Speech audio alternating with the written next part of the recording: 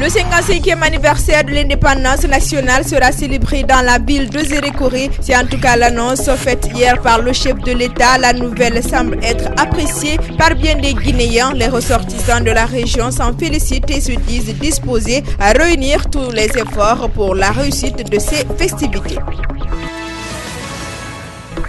Les jeunes Guinéens doivent imposer une vision citoyenne au sein de leurs différents partis politiques. C'est en substance ce qu'a déclaré le secrétaire général du comité national des jeunes du parti Guinée pour tous. Almami Sékou Souma invite notamment le chef de l'État à œuvrer pour la tenue d'élections législatives crédibles et transparentes.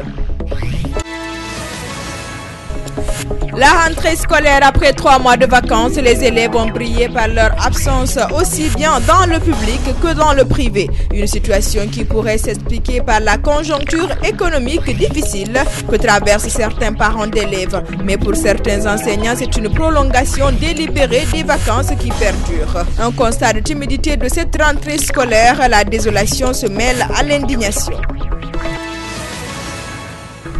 Une situation qui risque hélas de durer encore quelques jours, d'autant que certains parents d'élèves continuent à faire des pieds et mains pour acheter les fournitures scolaires de leurs enfants. Dans la plupart des marchés, l'ambiance est encore rythmée par les préparatifs de la rentrée scolaire. Les prix varient d'un commerçant à un autre. C'est le cas ce mercredi à Madina, le plus grand marché de la capitale.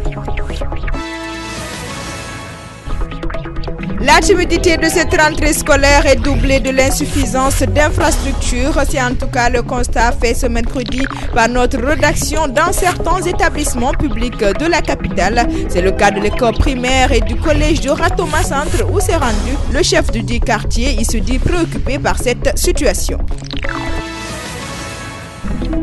Conférence de presse hier mercredi de l'association des ressortissants et sympathisants de Fria Arsif en abrégé. Au centre de la rencontre, l'impact attendu de la crise Russal-Frigia sur la scolarité des enfants des travailleurs de l'usine. Les représentants des syndicats et ceux du Haut Commissariat des droits de l'homme étaient entre autres présents à cette rencontre.